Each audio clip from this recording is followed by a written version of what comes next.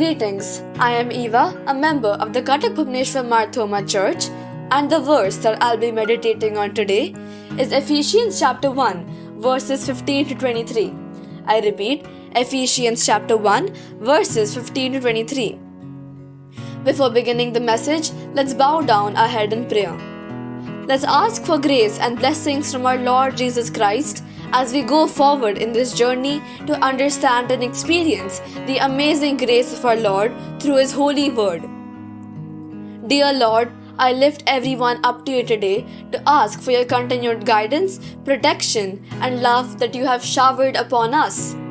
You have been a light in all of our worlds, keeping each one of us happy and being there in times of struggle.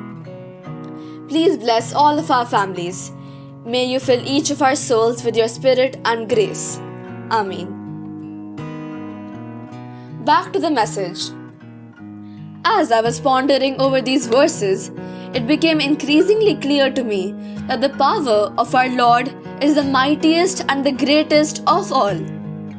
We are all aware of the fact that Jesus is the Son of God, who came into this world to deliver us from our sins and remissions. Since our childhood, our Sunday school classes, our family prayers, we have learned about our mighty Lord. Through our growing years, we have experienced the same power multiple times in impossible places. We have heard our parents, our elders, church members say witness to all those times and periods when everything seemed lost, but still nothing was lost. Paths have been difficult to the extent where giving up was an easier option. When people around us did not know about our faith, which made it difficult for us to be strong in our faith. When the choice to give in to peer pressure seemed to be the best option. Nights where there were endless tears and days which were endless struggle. Amidst all these, the spirit of wisdom and revelation, as mentioned in Ephesians chapter 1, verses 17, is the call of the hour. As students, as youths, what we need most in our lives is wisdom. Wisdom to choose between right and wrong, wisdom to choose between easy and difficult, wisdom to choose between temptations of the world or the revelations, which, as Christians, we are privileged with. The choices have always been infinite. Even Christ was not spared from these choices, be it Him being tested by Satan in all ways, physically, emotionally, and by the desire of power. He was tested when He was at the weakest of His life. 40 days and nights of fasting, not an easy feat. It came to mind that wasn't He the Son of God? So His priorities were very clear.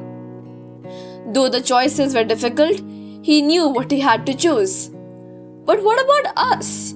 We are mere mortals, governed by our desires and needs, weak mind and spirit. Things are definitely much more difficult for us. That is where the second part of the scripture comes to our aid.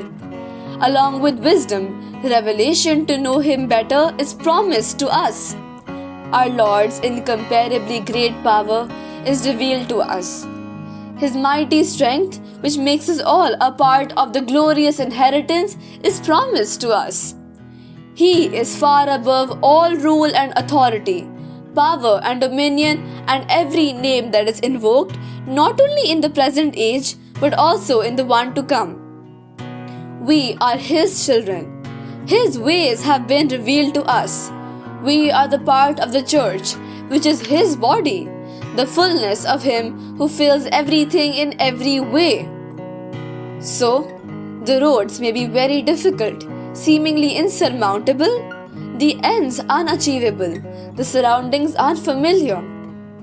But there is light at the end, the blindingly bright, shining light of our Lord, who is waiting for us with open arms and heart, who has been our best friend at every difficult place, who has been our shield at every obstacle, who has been our go-to person at every self-doubt.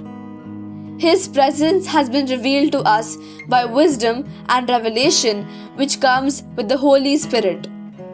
Let this Holy Spirit be our guiding light and mentor. Let us just push forward hand in hand with our Lord, and as promised, this world can never defeat us. Praise be to our Lord and Savior now and forever. Amen.